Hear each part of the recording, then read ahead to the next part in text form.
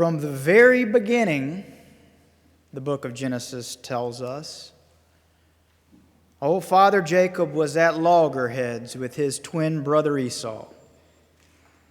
Two came into the world fighting, and they continued that feud right on through young adulthood, right on through that infamous moment when Esau, the slightly older of the two, came in hungry from hunting, and Jacob offered him a bowl of soup in exchange for his birthright, an offer which Esau stupidly accepted. But Esau's folly is beside the point for us today. What is to the point for us today, though, is Jacob's exploitation of Esau's folly. And this is to the point for us today because this was not a one-off event in Jacob's life. Instead, Jacob built an entire life, that is, an entire family, an entire business, an entire estate, off of this kind of unscrupulous behavior, off of deceit and trickery, off of cunning and manipulation, off of hiding who he really was and what he really wanted and what he was really up to. See, that is just who Jacob was.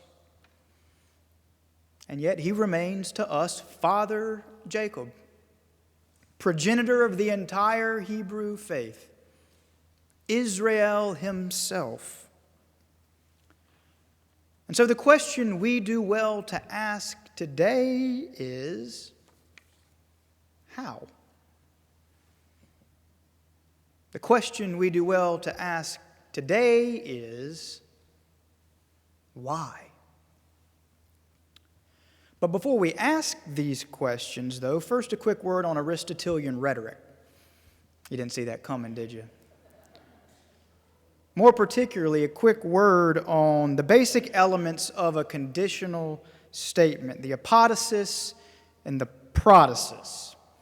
Because, really, who among us doesn't pepper daily conversations with references to apodoses and prodices, right?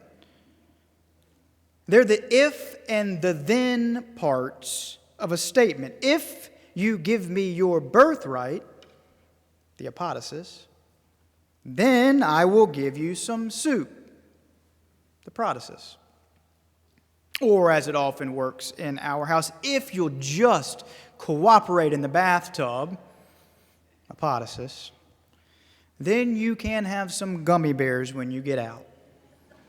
Highly incentivizing prodosis. If, then, apodosis, prodosis, a relationship based on conditionality. Pedantic? Yes, I know. I see your eyes glazing over. But here's why this is relevant for us this morning. Because in order to fully understand Jacob's character, we must first understand the conditional lens through which Jacob saw everything. Jacob's entire life, his entire life leading up to the moment when he finally found himself alone and having to wrestle with God. Jacob's entire life up to that point was a life based on apodoses and prodices. A life based on relationships of conditionality. Conditional relationships with his family. Conditional relationships with his friends. Conditional relationships with his employees and colleagues. A conditional relationship even with God. Now, to see all of this at work, so you don't think I'm making it all up, go with me back to Genesis chapter 28. Back from our passage for today to chapter 28. Back to that exquisite passage where Jacob, all alone in an empty field, falls asleep and dreams of a ladder ascending to heaven. In that dream, God promises Jacob, I will be with you wherever you go. Wherever you go. It's a riveting passage of Scripture. It's a beautiful promise about God's unending love and unending providence. But I mention it because I want you to listen to how Jacob responds to this promise. And I now quote from the Scripture. So that next day Jacob made a vow, saying, "If God will be with me, and if God will keep me in the way I go, and if God will give me bread to eat and clothing to wear, then the Lord shall be my God." Did you catch that? Did you catch the apodosis and the prodosis there? Did you catch the conditional nature of Jacob's commitment? If God does these things for me, then the Lord shall be my God. The central folly of Jacob's life, and it's a folly far, far deeper than his brother Esau's famed folly. The central folly of Jacob's life was that he spent the majority of it believing he could successfully manipulate God. That is, he spent the majority of his life believing he could indebt God to himself simply by virtue of abiding by the right conditions.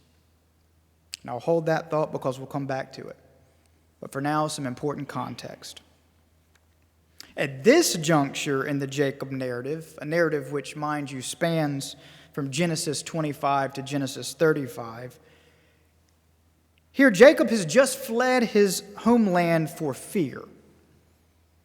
For fear because he has just duped his brother Esau yet again, and this time it was for his father's blessing. And as you might rightly imagine, Esau was quite heated about this. And so he'd made it known among their family that he would be avenging his brother's deception by death.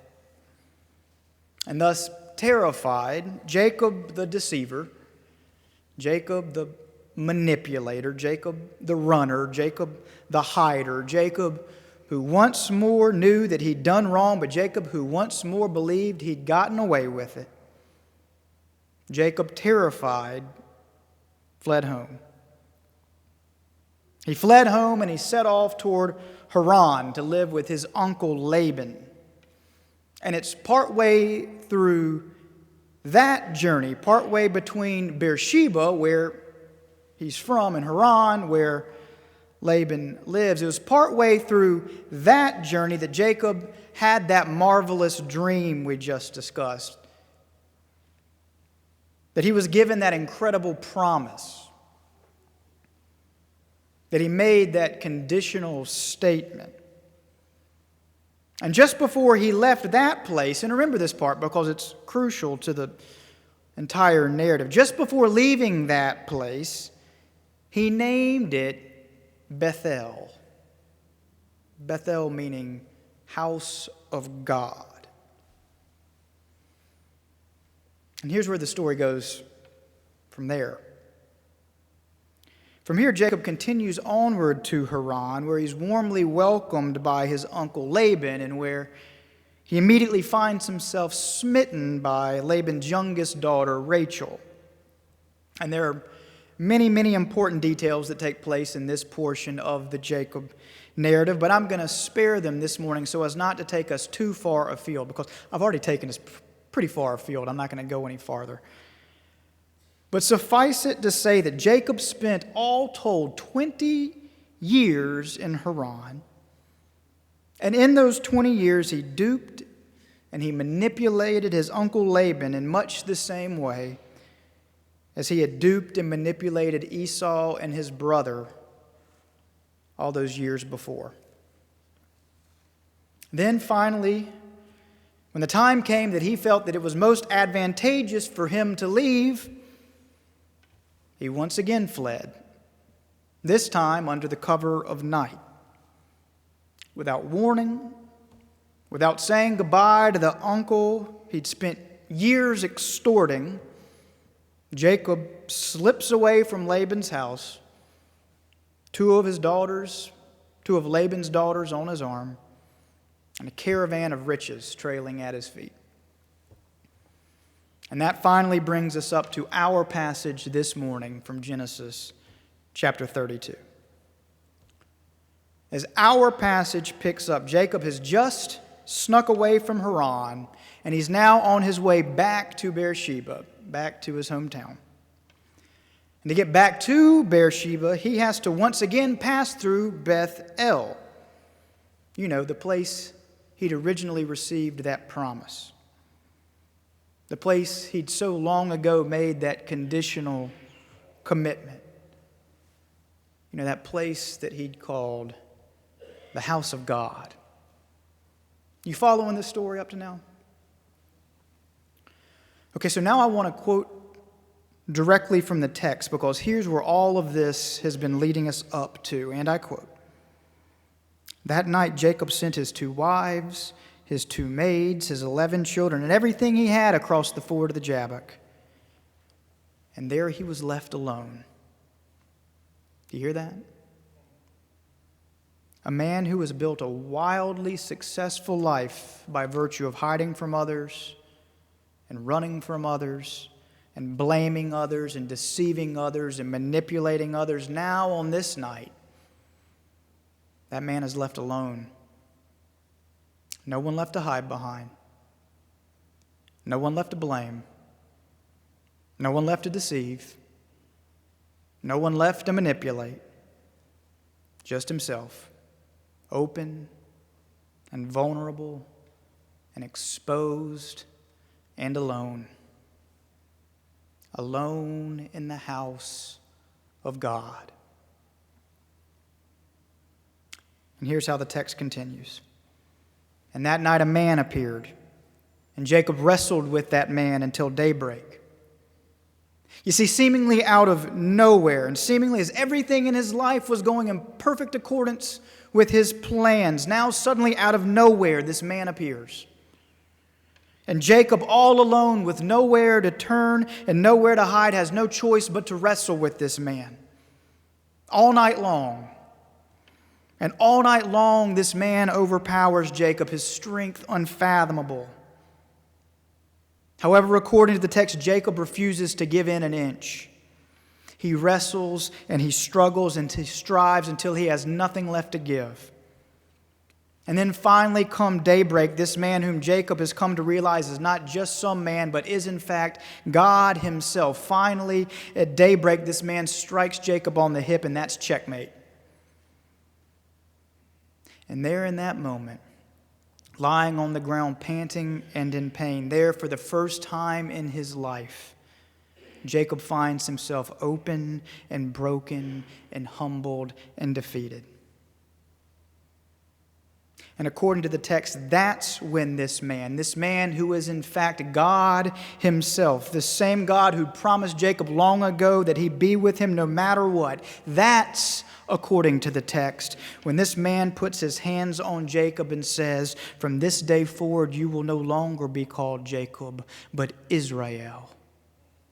For now you have wrestled with God." And then he gives Jacob a blessing.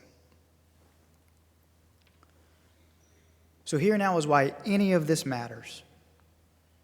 Here's why this ancient story is of the utmost importance for us today. Because Israel, the name given to Jacob by God, and the name of the very faith from which we descend, because Israel means literally wrestles with God. That is to say, the entire faith born of our father Jacob is quite literally a faith based on our willingness to wrestle with God. And oh, how important it is that we know that. And oh, how important it is that we understand that. Because there is a very unhealthy and very popular idea out there that suggests that we are to do anything but wrestle with God. That is, that we are to do anything but question God. or confess our doubts to God, or express our most visceral emotions to God. Yes, it's a popular idea out there, but it is so wildly unhealthy because it's based entirely on a relationship of conditionality with God, on an apodosis and a prodosis, on an if and a then. If I just don't ask the hard questions, the ones that deep down I desperately want to ask. If I just don't ask those hard questions, then surely God cannot be angry with me. If I just don't admit my real feelings, then surely God cannot punish me for feeling them. If I just don't let God see what I'm really thinking, then surely God will have to hold me in His favor. Does any of that sound familiar? Of course it does. For it's wildly pervasive. And so here's the first thing I'd like to say about that kind of theology. At its core, it is nothing more than a subtle attempt at manipulation. For it's based on the belief that by our doing X, or by our believing X, or perhaps by our not doing X, or by our not believing X, that then God necessarily has to do for us Y. That then God is necessarily in our debt. If this, then that. A relationship of conditionality. You know, much like Jacob's. That's the first thing I'd like to say about this kind of theology, but here's the second, and I can't possibly overemphasize this second thing enough. This kind of theology is not only wildly unhealthy and not only wildly unbiblical, but this kind of theology quite literally robs us of the blessing of faith. And that quite naturally leads me to Forrest Gump. You didn't see that one coming either, did you? There's a remarkable scene in that remarkable movie where Lieutenant Dan, embittered by the way his life has worked out, is sitting atop the mast of a shrimping boat amid a violent, raging storm. And he begins shouting to the heavens, "You call this a storm? I'll show you a storm. Come on, it's you and me." Y'all remember that scene? April's embarrassed right now. I'm such a bad actor. It's perhaps the most blasphemous scene in the last 25 years of cinematic history. But it's brilliant. And here's why I mention it this morning. Because the story of Lieutenant Dan sitting atop that boat is the story of Jacob wrestling with God. It's the same story. And moreover, the story of Jacob wrestling with God is the story of humanity. It's the story of all of us. It is our story. For every one of us finds ourselves at some point in our lives dealing with feelings of anger and frustration. Every one of us at some point in our lives struggles with doubts and questions.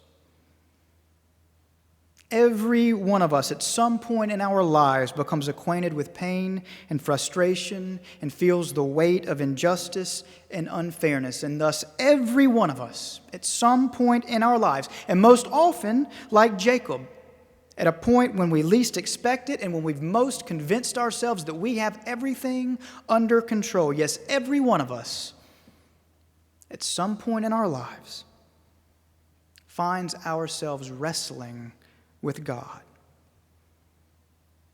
Finds ourselves like Lieutenant Dan asking, "Why, God?" Or "How, God?" Or perhaps even "What, God?" It is the universal human story. And that is why the story of Jacob wrestling with God is so very important for us today. Because the story of Jacob wrestling with God is the story of God's permission to ask those questions. Because the story of Jacob wrestling with God is the story of God's permission to experience those emotions. Because the story of Jacob wrestling with God is the story of finding God's blessing in the struggle. For in the end, the moral of this famous story is but this: not that Jacob received his blessing in despite of his wrestling with God, but instead that Jacob received his blessing only because he finally did wrestle with God. Leading me back to Lieutenant Dan. After years of venting his anger with God, after years of questioning why things had happened to him the way they did and why the world was replete with unfairness and injustice, that is, after years of wrestling, finally one afternoon, once again sitting atop their shrimping boat, this time, however, the sun shining brightly above them, finally this day, Lieutenant Dan looks at Forrest and he says, "Forrest, I never thanked you for saving my life." And then he stares into Forrest's eyes to ensure that Forrest understands what he's trying to communicate. Then he falls back into the ocean and he goes under the water. It's a scene deeply symbolic of Christian baptism. And here's how that beautiful scene concludes. As we, the viewers, watch Lieutenant Dan float on his back and stare up at a brilliant sky, we hear Forrest as the narrator say this: "Though he never said it, I believe Lieutenant Dan made his peace with God. He wrestled, and because he did, he received the blessing." To conclude, there is no blessing to be had in hiding from God. There is no blessing to be had in trying to subtly manipulate God. There is no blessing to be had in trying to run from or hide from or subtly deceive God. There is no blessing to be had if we refuse to wrestle with God.